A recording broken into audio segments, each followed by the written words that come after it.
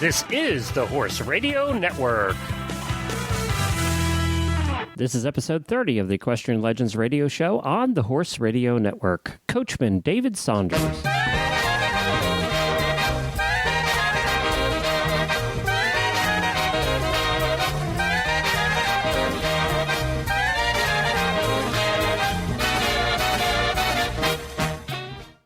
I am Glenn the Geek, founder of the Horse Radio Network, and our guest this time on Equestrian Legends is Coachman David Saunders. David Saunders has certainly led an extraordinary life and an amazing life, and certainly deserves to be in the category of equestrian legend. David held the title of head coachman to the Duke of Edinburgh, Royal Mews, Windsor Castle, England, and was with Prince Philip from the inception of combined driving. So he has seen the development of combined driving right from its earliest days. As a member of the Royal Mews, he spent 20 years working for the royal family as the coachman. David was the inspiration for the book Competition Carriage Driving and the Royal Four-in-Hand video produced by the Duke of Edinburgh and appears in all the Duke's equine books. David was involved in the design of the open-back step marathon carriage, now used in competitions, and has designed several harness innovations and some new driving bits. Now a citizen of the United States residing in Florida, Saunders has contributed to the growth of carriage driving in general and has represented the United States in World Pair Driving Championships. Prior to his move to the United States, he represented Great Britain in several pair and four-in-hand world championships, winning the four-in-hand British National Four-in-Hand Championships in 1988. Since arriving in the United States, Saunders has been a member of the USET, representing the U.S. with a four-in-hand and at the World Pair Championships. He then became highly sought after for his coaching knowledge and experience. His coaching students have included such esteemed drivers as Gloria Austin, Misty Wrigley, and Tucker Johnson. Saunders is one of the select few who is credentialed to judge sanctioned coaching events in the United States. David's most recent achievement is Chief Steward Driving for the International Equestrian Federation, the FEI. David has many awards to his name: Silver Jubilee Medal for long and loyal service to the Queen of England, Order of the Orange Nassau from the Queen of the Netherlands, Medal of Honor from His Majesty the King of Sweden, a Medal of Honor from His Majesty the King of Nepal, a Medal of Honor from the International Equestrian Federation, and a special award from the Worshipful Company of Coachmakers and Coach Harness Makers of London in the UK. Let's hear from David Saunders. Well, hi, David, and congratulations on making it to the Equestrian Legends show. Thank you, Glenn. I'm honored to be here. Well, I'm very excited that you were able to join us today and that I'm able to speak with you because I have so much fun when you've been a guest on the shows in the past. And everybody, we always get reaction when you're on, and you have a fascinating life that you're probably one of a kind in this world right now as far as what the life you've lived. Well, that's true. My mother always said I was one of a kind. It's for different reasons. Yeah, for different reasons. Yes, exactly. But let's talk about that. Let's go back to day one. Where were you born? I was born in a little town called Abiad, which is on the Suez Canal near, I think it's the south end of the Suez Canal, Port Fade. My father was in the military at the time, and I was born in North Africa, in Egypt. And your father was British? British military, yes. He was over there protecting the soon-to-be nationalised Suez Canal. At the time, the Egyptians had changed from a monarchy to a federal government, and they were nationalising it. So the British and the French, who had built the Suez Canal, were kind of sent troops over there to protect it. But that was just I just happened to be born in a British military hospital at the time. Now, so he would have been over there, I'm guessing here, it would have been just after World War II? This was 1952 I was born. Okay. So just around been 10 years after World War II was Correct, done. yeah. Still in the rebuilding phase in Europe. Correct, yeah. At that point. And were your parents, either one of them, into horses? Was the family into horses? My grandfather, my father's father, was MFH, Master of Foxhounds, but they were actually Basset hounds, actually, in Melton Mowbray, which is in the centre of England, big hunting country. So my grandfather was very horsey. My father was always a member of the Saddle Club in different military bases, but I really had nothing to do with horses in the early part of my life, not till I was 14, 15. Do you remember, did you ever go watch your grandfather? No, I don't remember him. I have no recollection of that, I'm afraid. As a side note, did you ever fox hunt after that?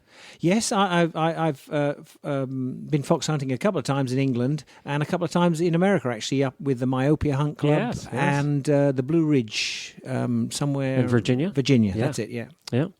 So your early days were spent traveling? Did he move a lot, or did you stay right there? Well, I'm what's called an army brat or a military brat. So every 18 months was a tour of duty. We moved somewhere else. So and it was kind of okay when you were traveling to different bases in the Middle East, the Far East, or Germany, because everyone else was in the same boat. So they were either Navy, Army, or Air Force, and they were coming and going. So everybody was kind of on the same plane. But when I eventually came back to England, when my father was made redundant, they had too many NCOs, and they decided that government cutbacks.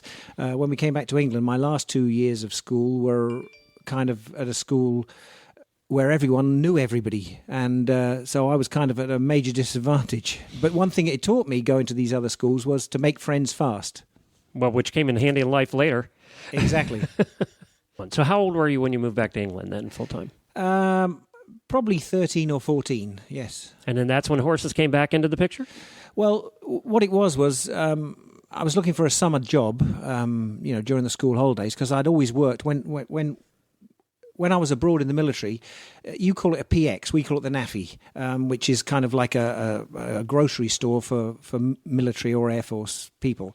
So I always worked from when I was 11 years old, restocking shelves, or there was a bowling alley, for instance. I worked in the bowling alley. There was a cinema, a movie house that I was a projectionist for a while when I was very young, because you worked to make some extra money. So I was looking for a summer job, and just opposite where we were living, there was a polo player, had a polo field and rather a large place with polo ponies.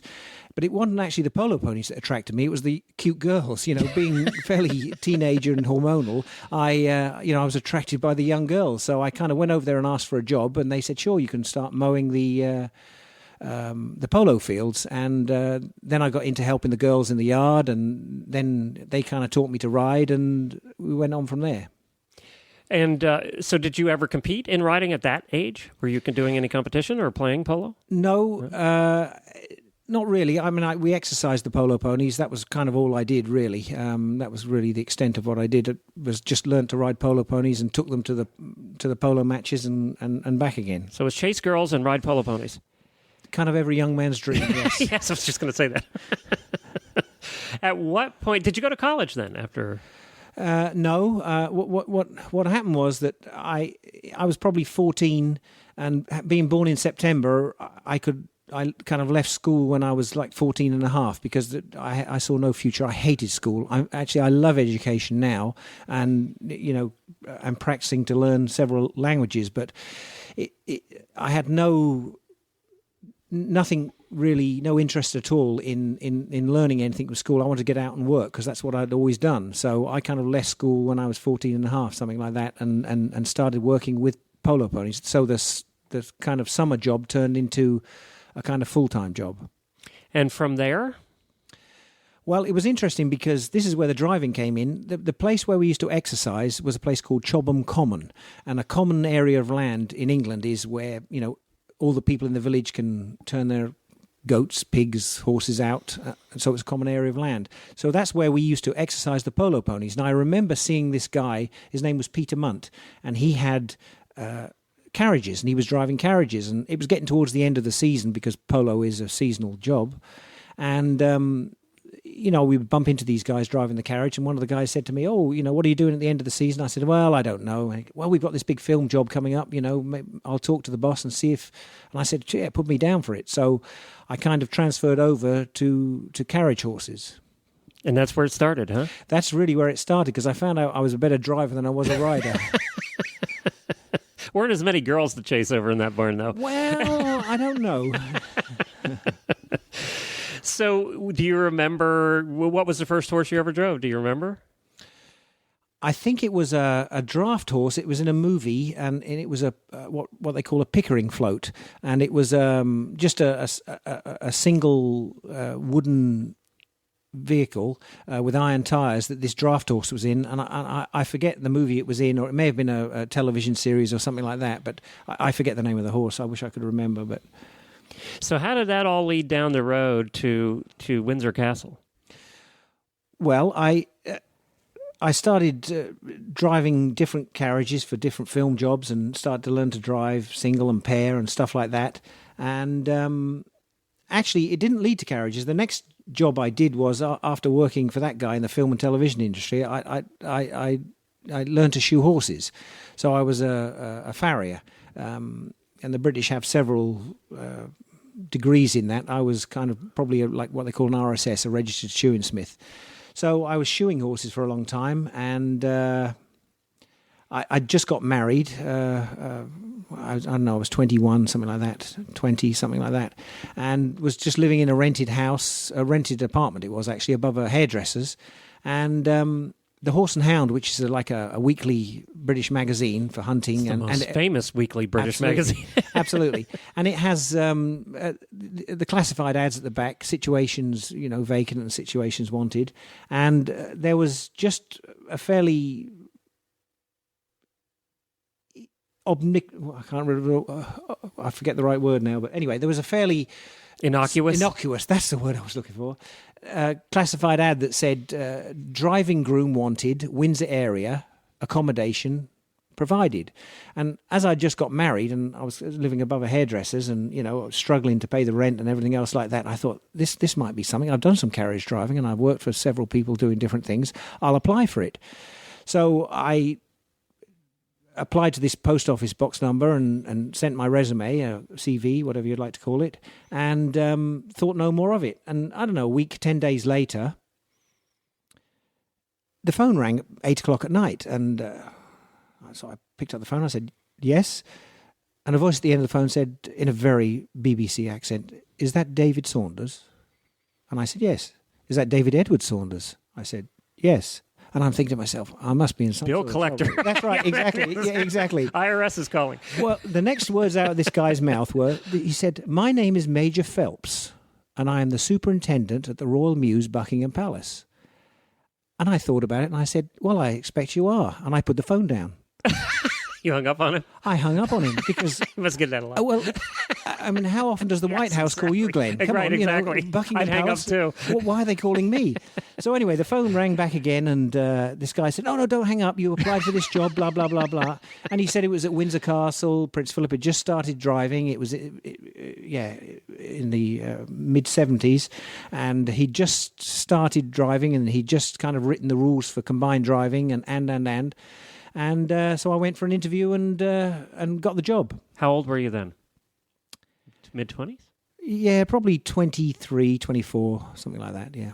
And did the accommodations include taking your wife along? Yes. Okay. Well, it was kind of a double-edged sword, actually. I'd have been better if I'd have been single, because the single guys got, a really nice little room, 3 meals a day. They got someone to do their washing and ironing. I got an unfurnished apartment.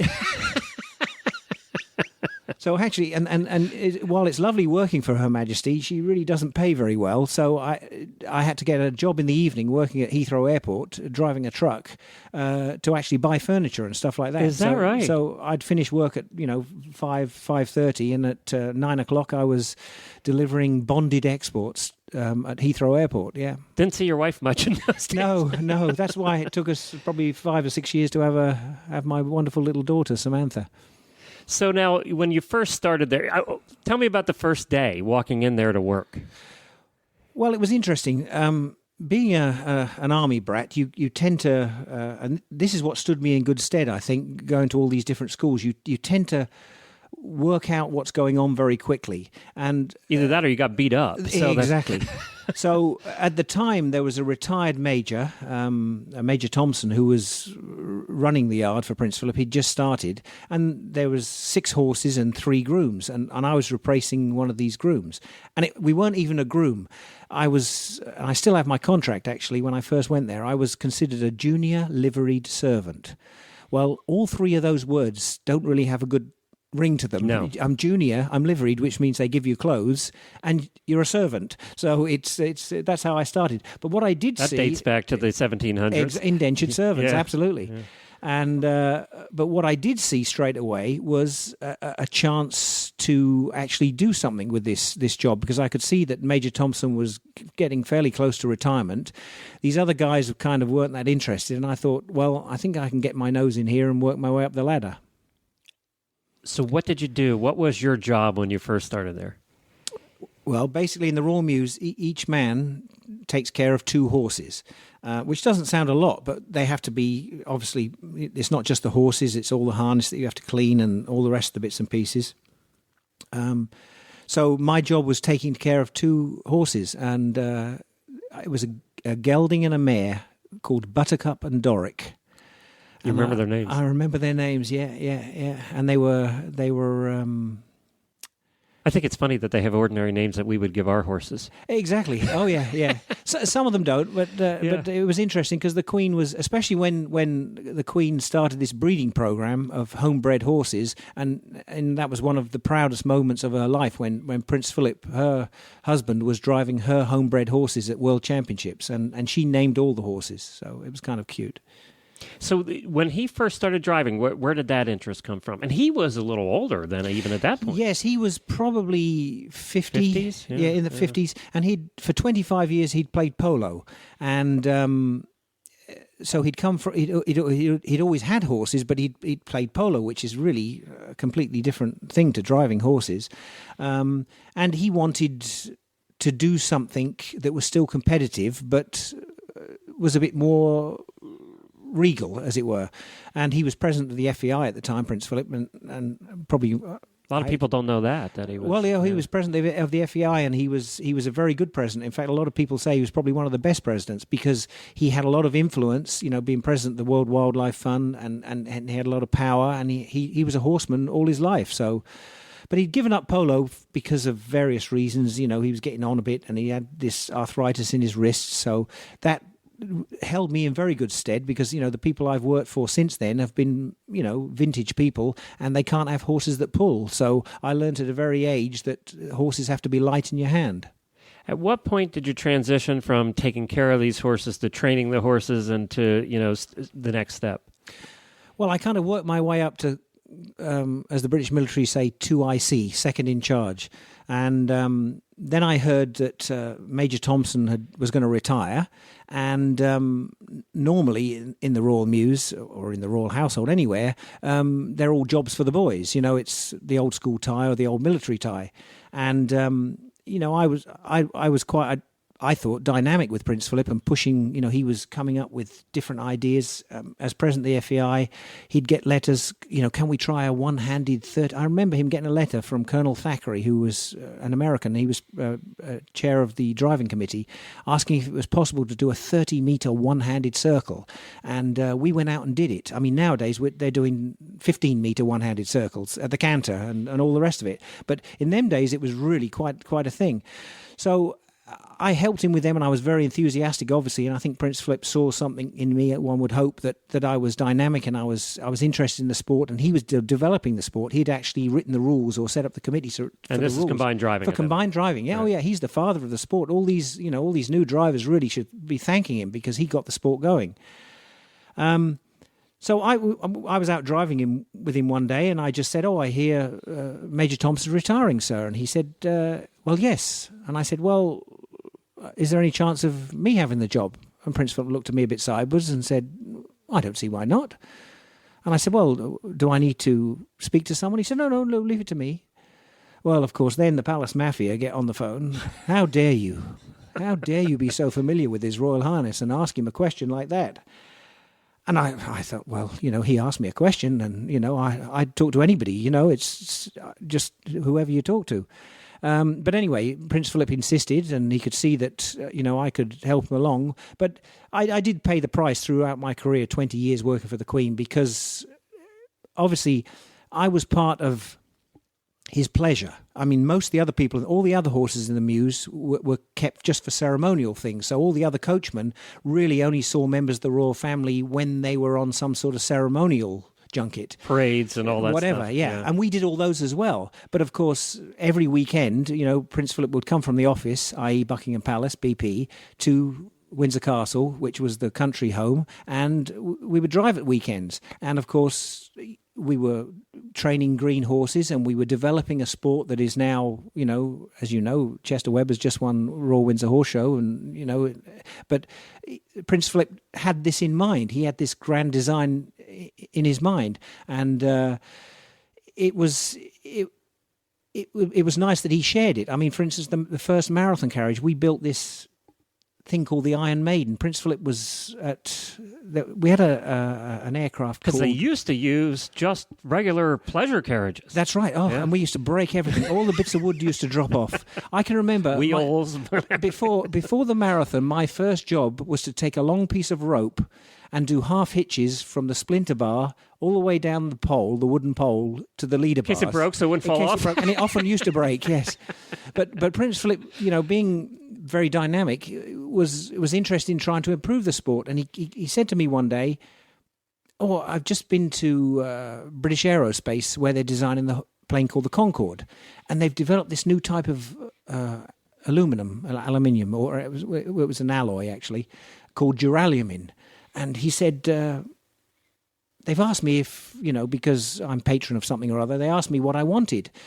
I was thinking of asking for 4 wheels. What do you think, David? And I said, what a good idea. Because in the old days, we used wheels with hubs on. And of course, the hubs used to get stuck on things. So we wanted some sort of flush hub. So our first attempt was this thing called the Iron Maiden, which we'd kind of built with these Concorde wheels on. But actually, that didn't work out because it was we made the mistake of designing it on old lines.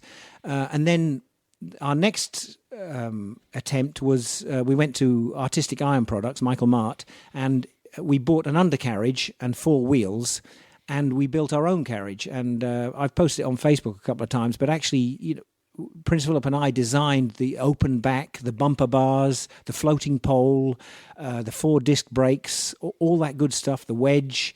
It's all been improved since then, but actually that was the first But the fundamental design is still absolutely the same. was me and Prince Philip, and it was funny because we were driving at Sandringham and we'd go out with a pair and Prince Philip would get it wrapped around a tree and I had a wax crayon and I would mark where it was getting stuck, and that afternoon George Bushell, who was the engineer who was building it for us, would cut a bit off and weld another bit on, and then we'd go out the next day. And of course Prince Philip was fascinated with this, absolutely fascinated. So he could see that, just to get back to your original point, why he promoted me was that he could see that I had a passion for driving and for horses, and still do, by the way. But getting back to that being sort of a semi-curse too, is that you were on call all the time, whereas these guys were off on weekends. Well, yes, and of course the other thing is, I mean, I can remember the first day Prince Philip came down, we were out driving, and he said, do you mind if I call you David? Because until then, all the royals, you were called by your surname, Saunders. Mr. So-and-so. No, not even Mr. It was just Saunders. Yes. Okay. And he said, do you mind if I call you David? And of course, being me, I said, well, do I still have to call you sir? And he said, yes. But of course, that was really the kiss of death, because these, all these other palace mandarins, then they couldn't call me Saunders because Prince Philip was calling me David. So if we were in the same company, they couldn't call me Saunders and him call me David. So it was... But also, when you go you've competed and you've interviewed people that have been in competitions. When you're at a competition, if you're the top rider at the Olympics, your boy or girl groom, whoever is just as important. And yes. the trials and the tribulations and the happiness and the sadness is shared by all of you, because the horse is an unknown quantity. It doesn't matter how wonderful the horse can perform; it can still have a problem. That's why we do it, because it is such a challenge. And so Prince Philip, I believe, shared a lot of interest with me. And of course, Her Majesty the Queen loved when we started driving these homebred horses. She loved it. So she would always come over and talk to me. And of course, you have to understand, people that have been there for years, what the hell is Her Majesty speaking to that groom about, Well, I wasn't a groom, I was a coachman. And, I had a lot of interest and a lot of everything else. And of course, being members of the royal family, if they wanted to talk to you, they did talk to you. So I know she rides. Did she ever drive, the Queen? No, not to my knowledge. I think she may have driven a pony when she was young, but she was much more of a rider. Yeah. Did she go along? Did they ever go for casual pleasure drives, just for the fun? They who? The Queen and Prince Philip? No. The Queen we would often meet Her Majesty when she was riding, and she would ride alongside, especially at Sandringham when they were on vacation. But no, she never rode with us in the carriage. Huh. So did she ever come watch the competitions? Oh yes, the Windsor Horse Show, which is just finished. With right. Chester Webber just won. I remember, I think it was in the mid-'80s, Prince Philip was slated to drive there, and for some reason he had to leave the country and go somewhere on some official business. He said, "Oh, you drive the horses." Well, talk about pressure, driving the Queen's horses at Royal Windsor. You don't want to come in last. No. I think we were 5th or 6th, but it's a lot of pressure with having her watching you, by the way. Having to compete at a major international horse show, driving Her Majesty the Queen's horses with her watching, and of course, her husband normally drives them. It was really a lot of pressure. So I didn't want to take any chances. But again, as I said to you earlier about how things set you up for later on in life, I've always had this philosophy of when I train horses for people, I'm training for them to drive. People often say to me if I'm giving them some sort of instruction, "Oh, you drive the horse." I can drive the horse. That's what I'm good at.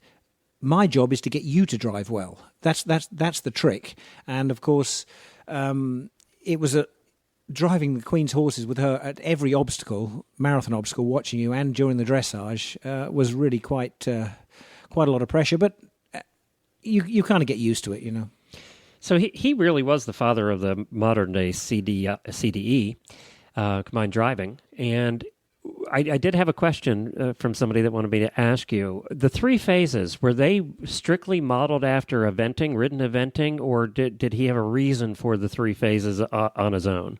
Well, originally there was actually 4 phases. Right, with the presentation. Right. But it was modeled after combined training or 3-day eventing or right. military, whatever you'd like to call it. And it was military back in the day. Exactly, and it was designed along the same ideals that the military trained their horses to be able to do dressage, because if you were fighting with a sword in your hand, you needed the horse to sidestep and go backwards and rear up or gallop or trot or whatever.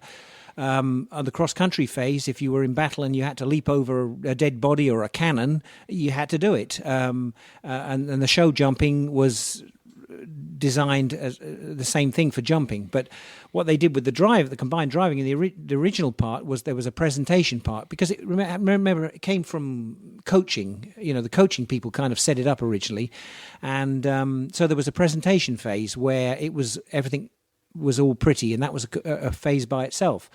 And then you had the dressage test, which was really, compared with what we do now, really fairly simple. And then, of course, the cross-country, I think, was a lot harder then, because we used to have a 5-section marathon, 2 walk sections. There was a fast section, Section C, which was between 18 and 20 kilometres an hour. And then the final section was normally with the obstacles in it. And then the cones were really just designed to show that the horses were still sound and supple, and you could still drive them after the marathon. You weren't kind of putting them at any risk. So it was modelled really very closely to combined training. When did you start competing? We started competing with Prince Philip. Did you do your own? Were you competing at all on your own during that time you were with the... Well, I competed with the Queen's 4, as I said, at Royal Windsor Horse Show, and I competed with a pair a couple of times for the Queen for various reasons. And of course, Prince Philip started this thing called the Windsor Park Equestrian Club, and there was driving there almost every weekend during the summer. So we would, Prince Philip would drive a pair. If you look at my website, there's a picture of me sitting next to Prince Philip, and I'm driving, and he's sitting next to me. He would groom for me, and I would groom for him, and we'd take up 3 pairs or 2 pairs or 4 and a pair or something like that just for training. So I competed when I was working for the Queen, yes. I get the impression that he's a royal, but he's also a pretty straight shooter as far as, letting you know how he feels about stuff. And well, you have to remember he was a sailor. And if you know anything about sailors, they really shoot from the hip and from the mouth. But Prince Philip is one of those very lucky men that he's very unusual, because he's a man's man by every stretch of the imagination. He's macho, strong, go-getter, but he's also a ladies' man. That he can work a cocktail party like nobody else I know. So he's, most of us are kind of men's men or ladies' men, but he's a real double act, as it were. Which is why he ended up Prince Philip. Exactly. That's why he captured the Queen's heart, Right, exactly. obviously. So now you worked for them for 20 years. Just about 20 years, yeah. Why did you leave? Well, I didn't really leave. Well, I did leave, but Prince Philip retired. What happened is kind of halfway through, well, three-quarters of the way through my time with him, he wanted to keep driving, so he had a place up in Balmoral. The Queen goes up there for her summer holidays, and they have these fell ponies and Highland ponies up there that they use for stalking, for bringing the beast off the mountain, because the Queen hates having Land Rovers driving all over the place. So he'd said to me that he wanted to do some driving up there, and would I go up there one weekend and get these guys, show them how to... They knew how to drive, but they hadn't put a four together. And let me just tell you one funny story. Yes. The man in charge was a guy called David Muir, and I'm David Saunders, so... We were up there driving and showing him around, and he said, would you like to come out on the hill with me, David, today? And I said, sure. So we went out on the hill, and we got out and walked and had a pair of binoculars, and we came across the pony man who was waiting in the valley. And the pony man would wait in the valley with the radio. They used radios. And the stalker with the guest would shoot the beast, and then the radio down to the pony man, and the pony man would go up, and the pony would bring it off the hill, the beast. And... So I'm stood there, and the pony man disappears for a pee, and David Muir says, I'm just going for a pee. And he left his radio there, the pony man. So comes across on the radio, Davy, are you there, Davy? So I thought I'd better answer it. So I picked up. I said, this is David Saunders here from Windsor Castle. Over. And the other guy on the other end of the thing couldn't believe it. He must have left the key open, because he said, Jesus Christ, I never knew these things could go that far. But we had a great time teaching him to drive. But anyway, I went off at a tangent there. The thing was, he was driving these ponies, and he could see that he wanted to retire at a certain age. He didn't want to go on and on and on, an old man driving. So he decided he picked a date that he was going to, or a year he was going to kind of retire. But he wasn't going to retire completely from driving. He was going to transverse over to ponies, the fell ponies, which, I'd got going for him. And, the pony men up in Scotland had got going for him. So when it came to that time, I was kind of offered, because I was still, working for the Queen, and I was still a civil servant working for the Queen.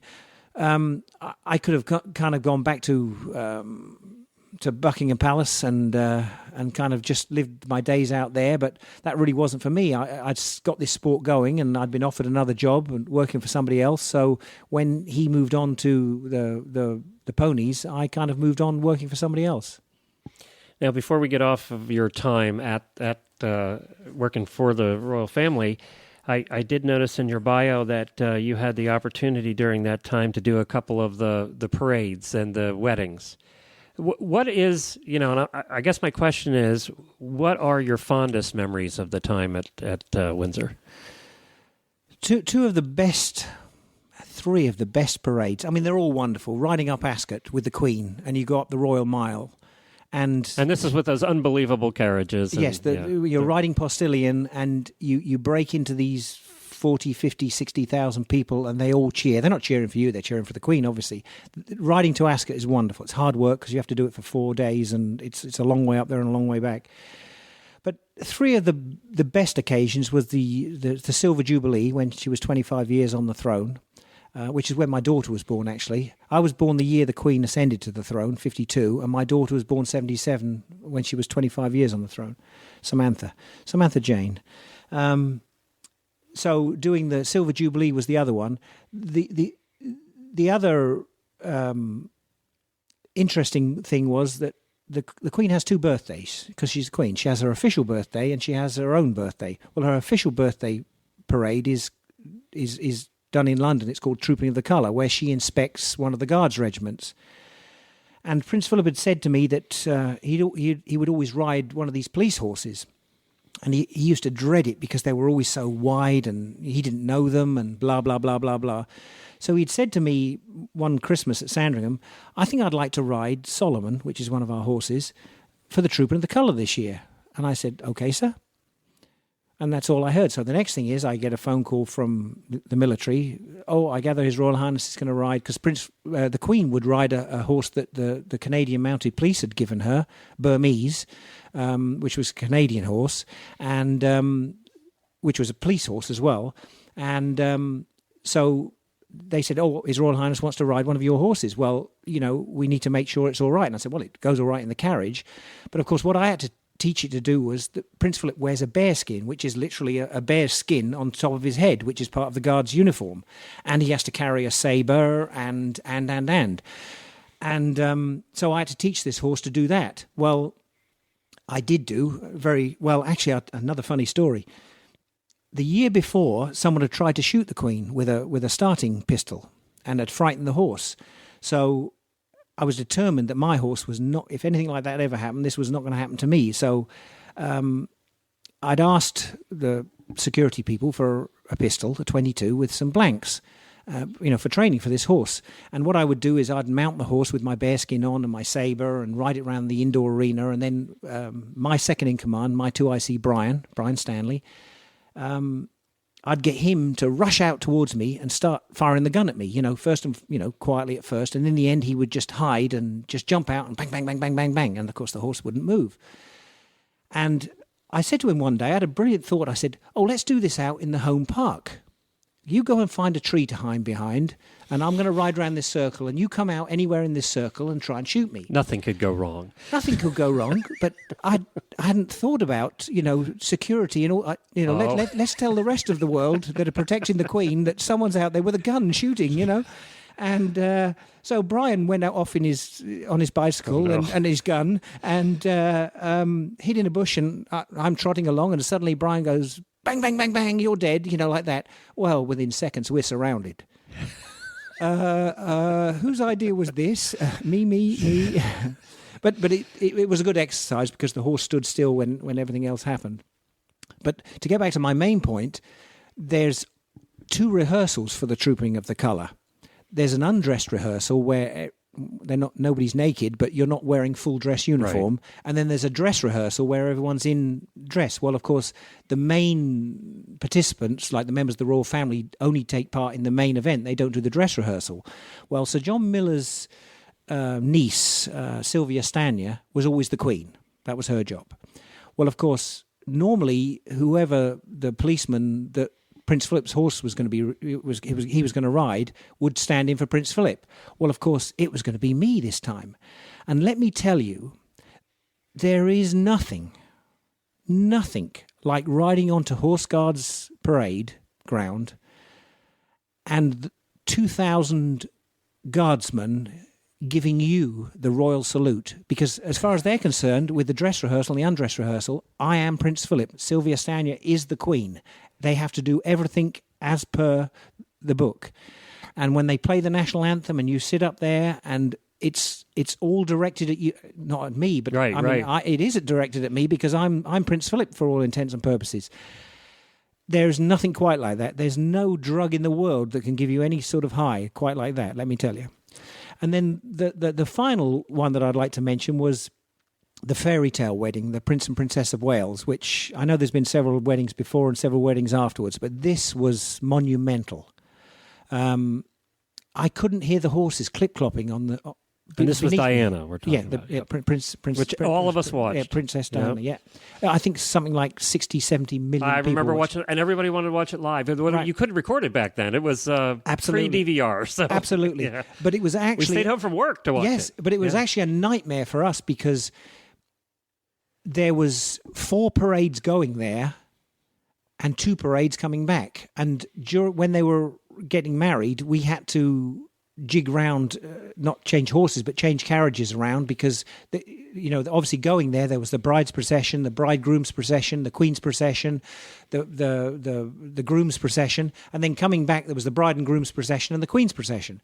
And I was lucky enough coming back to drive the bride's mother, Mrs. Shan Kidd, and the bridegroom's father, Prince Philip, with his horses that we competed with.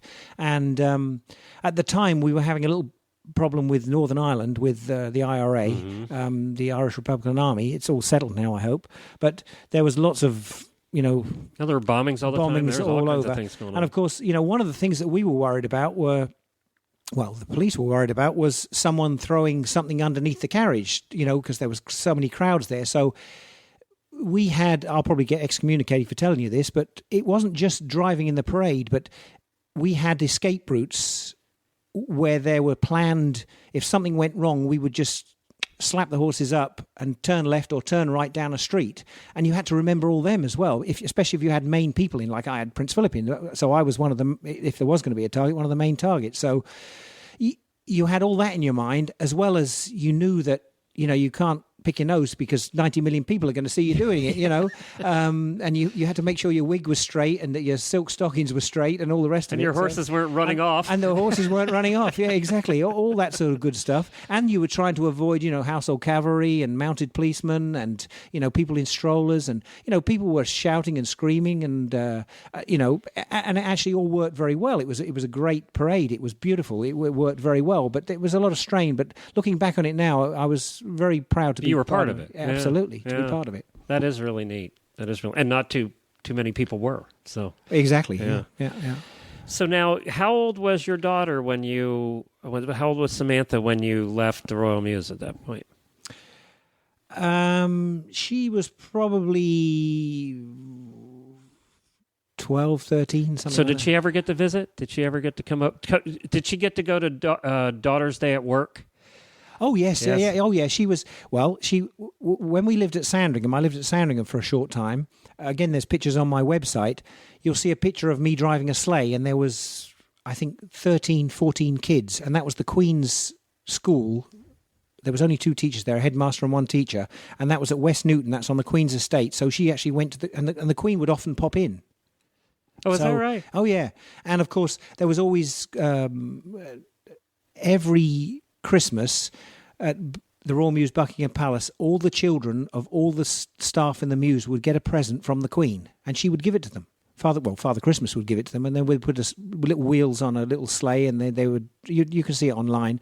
And then Father Christmas would sit in, and the Queen would come down, and we'd sing carols. And I remember, young Prince Edward and Prince Charles and Princess Anne, they would all be down there singing carols, and it was just for the Mews, and the Queen would tour around. And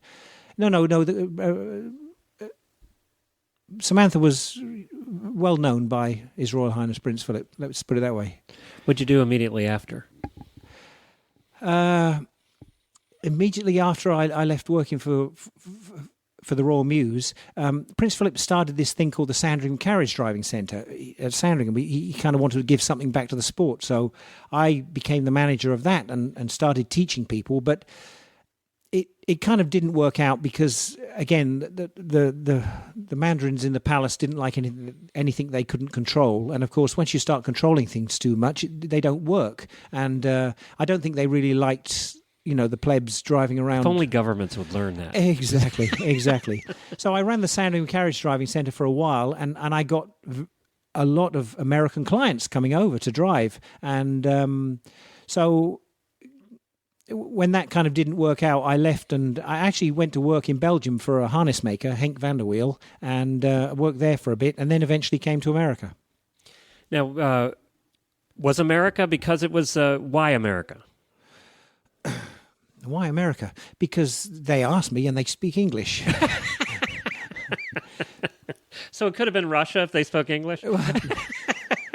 Well, no, it was just that I'd met several Americans that had been over to Windsor Horse Show, and I knew, of course, Jill Ryder from the Carriage Association and her dad. And what year was this, by the way? Oh, now you're asking me. I want to say 1997. I was going to say late 90s from what I read. Yeah. 96, 97, something like that. And did the family come along? Yes. Yeah. Well, actually, my daughter was in college. She was going to Cambridge, and so we left her there at school, and she would come over to visit. But actually, that's a funny story, because when I got this resident alien card, you had to go to Grosvenor Square in London to the embassy to have like an X-ray for TB and a blood test and all this other stuff. And I called up my daughter and said, come for this interview. I'm never going to come to America. No, bear in mind now she's married to an American and you can't get her out of the place, lives in Sarasota. I'm never going to come to her. I said, darling, just do it for me. You may never want to use it, but please just come and get it. And she's thanked me ever since because she loves it here. Now, so she was in college then. She didn't come over till later then. No, she didn't come over till she was probably 20, 21. And what did you do when you came here at first? At first, my first job was working in South Texas for a guy called Stuart Morris, senior and junior for the Stuart Title Company, taking care of being coachman for them, taking care of their carriages.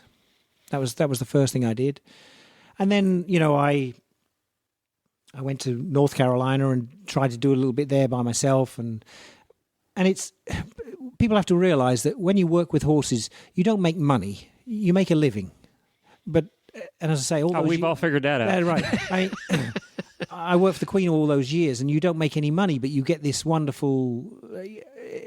You get to tell neat stories later. Exactly. And as I say on my website, from Richard III, a horse, my kingdom for a horse. I mean, that's how important a horse was to him and to me. So horses have kind of given me everything. You were involved in 1990 in the first World Equestrian Games. Yes, it was the very first WEG. I think it was the only one that ever made any money, actually. It didn't make much, but it was in Stockholm, Sweden. The next couple were disasters. Exactly. And it seemed like a wonderful idea to have an equine Olympics, but of course, sometimes all these children don't play very nicely together. So, but no, I was kind of freelancing then, and this Swedish guy that lived in England asked me to drive his horses. And I made the team with George Bowman, Senior, and I think Bill Long was driving for America then. So I went there, and it was my first World Championships, and I was obviously excited. And I went up for the dressage, and I followed Thomas Eriksson, who was the top Swedish driver. And what they did was, they went out, the one before you went out, and you went in and went around the ring. And then they announced the score of the one in front of you and then announced you and you went in. And so I go in the ring and I'm driving around and thinking to myself, remember, turn left at C. Remember to do the one-handed circle. Remember to do this. Remember to do that.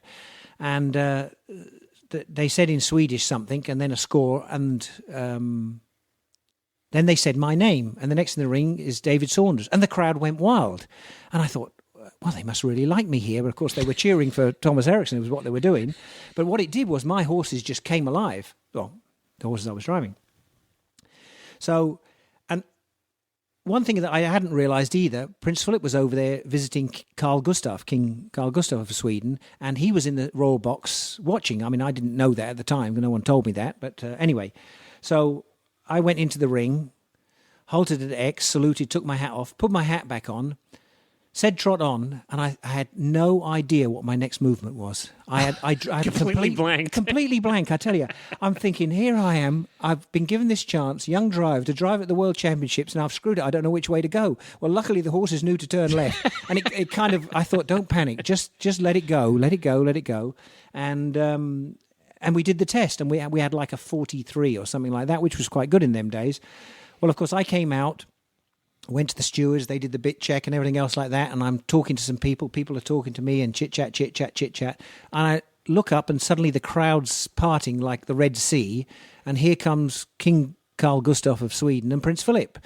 And of course Prince Philip comes over and said, well, what do you think you've got, David? And I said, I've no idea, sir, hopefully somewhere in the 40s. And he said, well, you've got a 43. Well done, David, well done. He said, but you could have done more extension and, you cut the corner and so. And I'm thinking, give me a break, sir. This is my first World Championship, and but he was being constructively critical. So it was kind of cool that, I had a king and a prince watching me do my first competition. But that was the first World Championships I drove at, yeah. And did you compete then thereafter? Yes, I competed for several. I went to Aachen a couple of times, and I've competed for Great Britain pair, 4 in hand, and I've competed for America with a pair and a 4 in hand. What was the most... Everybody that's been in competition has things they do that they do it because it's part of the competition. And they drive 4s or they drive pairs because it's part of the competition. It's part of what you do. What was the thing that you really enjoyed doing competitively? What part of the competition? Or was it pairs? Was it fours? Was it? Four in hand. Yeah. I mean, a pair is nice. A pair is fast and furious, but it doesn't have the je ne sais quoi. It doesn't have the magic of a four in hand. The pair is great, but with a four in hand, the capacity for catastrophe is so huge that if you make the tiniest mistake, it turns to crap so quickly. And to have that in your mind all the time is an unbelievable challenge, because there's 5 minds all have to work together. The 4 horses and you. And if one of them isn't in sync, you're screwed. And of course, that's the challenge of this combined driving. It's not just a great dressage horse. It's not just a great marathon horse or a great cones horse. They have to do everything well. And you have to have your dressage head on for the dressage. You have to have your marathon head on for the marathon, and your cones head on for the cones. And they all have different challenges. But a 4 in hand is probably the most challenging and the most satisfying to drive. What's the most number of horses you ever drove in a hitch? I've driven 6 is kind of the most, but what we say in England is you should never drive any more than the king drives, and the king only ever drove 4 horses, so you should never really drive more than that. It was kind of considered a bit not correct to... Like wearing purple. Exactly. Yep. Exactly. So when you moved over here and you started, did you compete while you were in the United States, obviously? Yes, I competed with Stuart Morris and for him a few times. I've competed pairs here, and I went to the World Championships in Riesenbeck, and we had a bit of bad luck there. But, again, that's the thing with horses. I mean, I was the best pair driver, and there was Lisa Singer and Larry Poulin and myself. Tucker Johnson was the coach, and a great coach.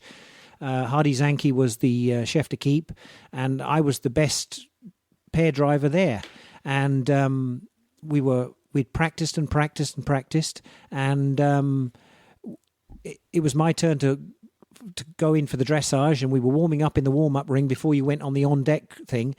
And the other part of that, my daughter was on the back. So that was the proudest moment of my life, to be at a World Championships driving a pair of horses with your offspring on the carriage. I mean, I can't tell you how satisfying that was. But anyway, we were warming up for the dressage, and Samantha said to me, "That horse is lame on the left." I said, no, it can't be. Anyway, it got worse and worse and worse. And then one of the stewards came out and said, "Your horse is lame." So I went back to the barn, and they looked at it and said, "Take the other horse, because you have to do the dressage. Take the other horse." So we grabbed the other horse, couldn't have time to brush it off or braid it, threw the harness on, because I was on in 5 minutes. This horse cantered the whole, because he wasn't warmed up, cantered the whole test. I think I got a 70. I should have had a 90. But we kind of got away with it. But the other two could do a good dressage. They wanted me to not get eliminated so I could do a good marathon afterwards. Well, while I was in the ring doing my dressage test, the farrier that we'd brought with us took the shoe off, and there was an abscess. And he burst the abscess, put the shoe back on, and the horse was dead sound. So if this had happened half an hour before or half an hour afterwards, we'd have been fine. So anyway, that was There's horses for you. That's horses for you, and you just have to. We were talking earlier on about the WEG. You just have to suck it up when they're there because they have to be there. We're here there because we want to be there. So, and you always have to bow to the horses and the horses' demeanor. Now, you've been a coachman here in the United States for a few people. Mm-hmm. Yep. And so when you left there, was that in your mind? Was it something that you wanted to continue doing, or were you looking for new adventures and you ended up back here? Or, we all have those things that we dream about, that someday we want to be, this or that. And I had those too and didn't end up doing any of them. So what, where did you have it in mind, or were you just playing it by the day at that point? Well, of course, my dream was to be a world champion driver and marry a rich widow that owned a brewery. Sounds good to me. Yeah. But no, we both missed that rich widow that owned a brewery. But I really just wanted to drive as well as I could drive and compete as well as I could compete. But one of my problems, and I admit it, was when I was competing, I didn't have the edge that a lot of competitors have because I was a trainer first. I was a trainer and before. a very good one, by the way, worked with you a tiny bit now. Right. Yeah. Well, when you're a trainer, you're always training, and if you're competing, you can't be a trainer. You have to just compete. If you talk to someone like Chester Webber, he doesn't train the horses. Right. He has other people to train the horses. All he does is compete with them. Tucker Johnson does the same thing. He gets up and competes, and you can't be going through the dressage test or through the obstacles training horses. You've got to just do the competition. So I think that was one of my drawbacks. But I'd kind of resigned myself to try to help people and teach people as much as I could. And I was lucky because I had the background of not just combined driving. I'd done lots of coaching with His Royal Highness Prince Philip and postilion and parades and pleasure driving. So I thought I had a lot of depth and a lot to offer America. And the American government must have thought so because I had what they call an A2 visa, which was an alien of extraordinary ability. Now, did you, today, I'm going to start asking you some random questions that we always ask towards the end of these interviews for Equestrian Legends. Today, if you had the choice to do a royal parade again or compete in a CDE, which would you do? Oh, that's a very good question because they're both real eye-openers. Probably the royal procession because it's not judged. It's the problem now with combined driving is there's so many variables, whether it's windy or rainy, and what judges are there, and what technical delegates there, and who likes you and who doesn't like you, in politics. So I would probably say doing a royal parade because there's so much more to that than meets the eye. If you had to go back in time and you had the opportunity to do something else other than horses, and you had to do something else other than horses, what would it have been? I don't think I could have done anything else because, horses are not just a job to me. They're a passion. They're my life. I've lost lots of sleep, lots of tears.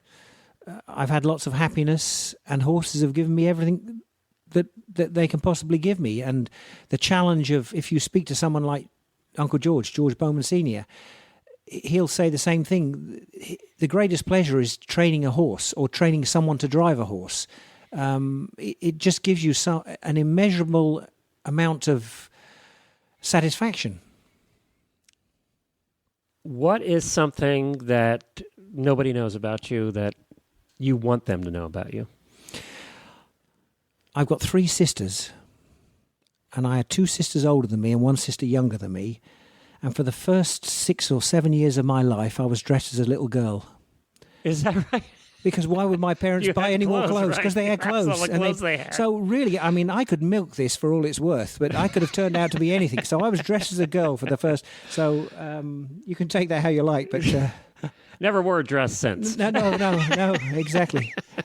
Nor any desire to. Exactly.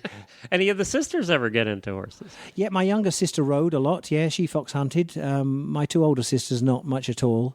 Are you close with the one? Are they all still around? Are you? Yes, my 3 sisters. I'm an orphan at the moment.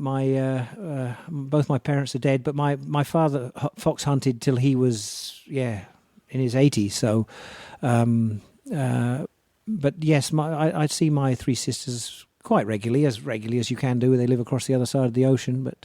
Do you have something like a lot of people paint and, have those other things they do other than horses? Do you have that other thing?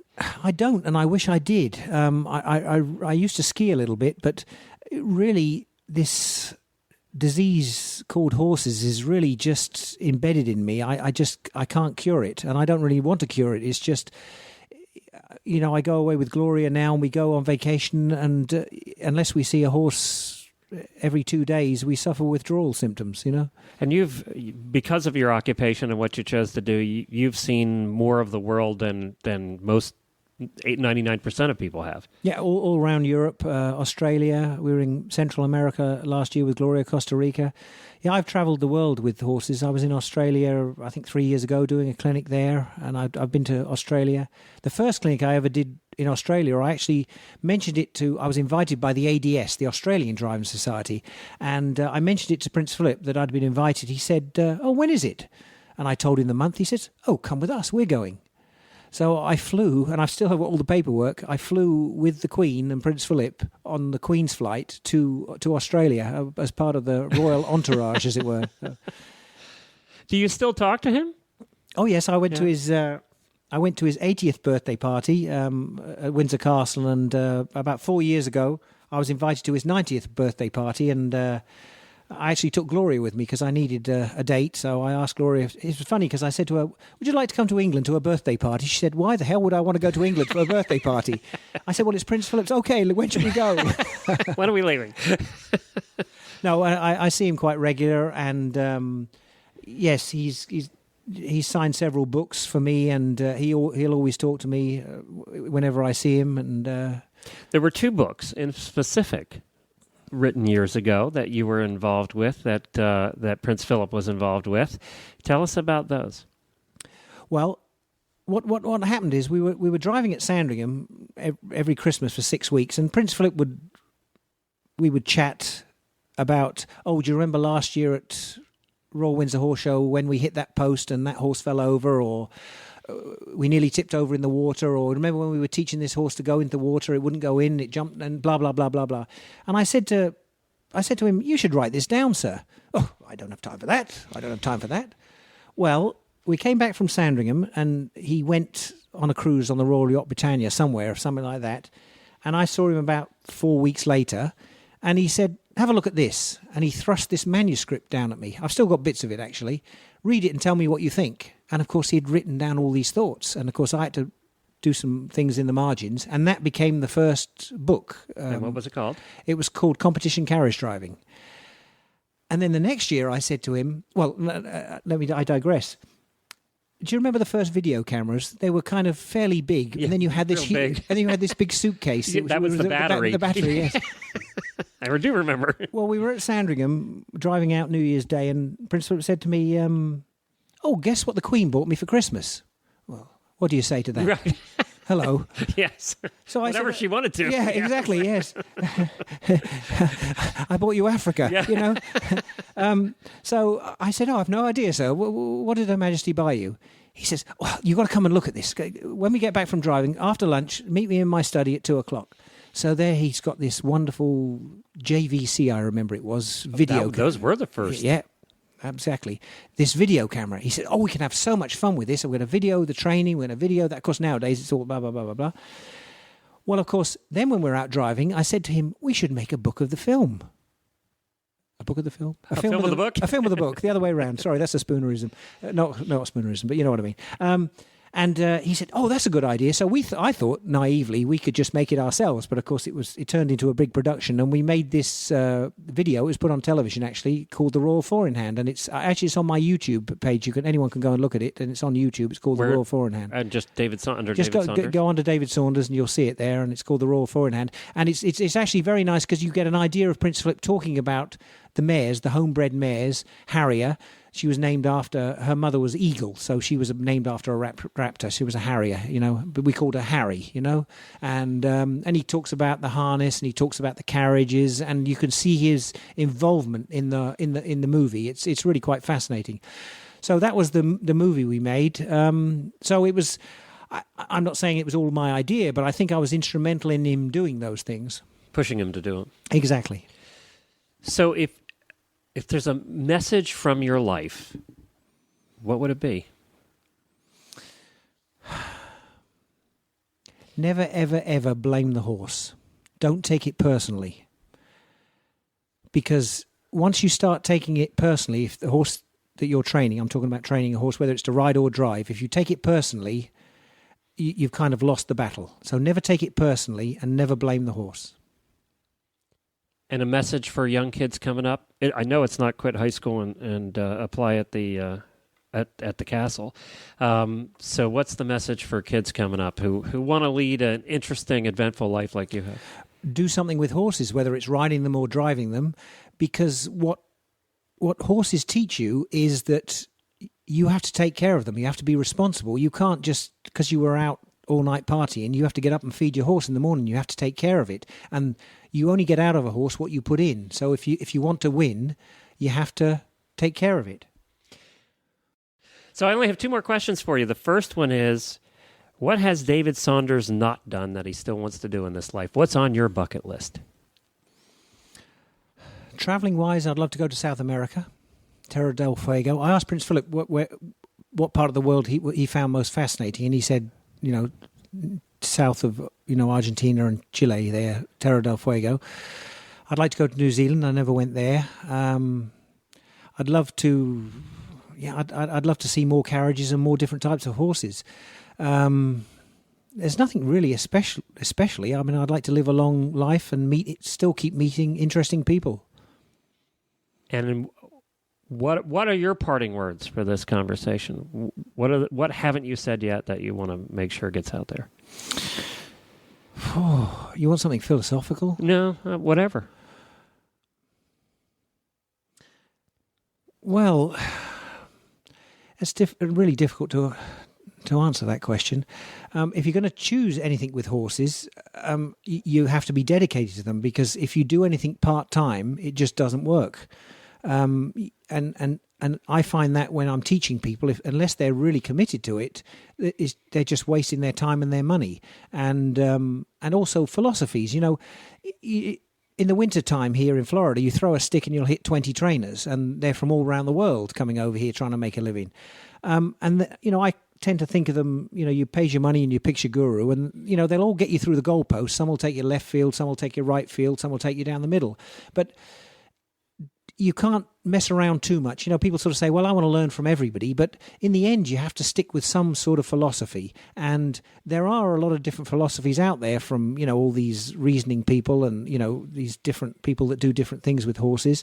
But I would say you've really got to pick your guru and make your mind up and stick with them and try to stick to some sort of philosophy or other. There's no right answer. There's only a right answer for you, and you have to decide what that right answer is. Well, as I always say to Gloria, there's one golden rule with horses, and that is there are no rules. Well, let's leave it with that. Thank you, David Saunders. Thank you, Glenn. Very nice to be here. Thank you.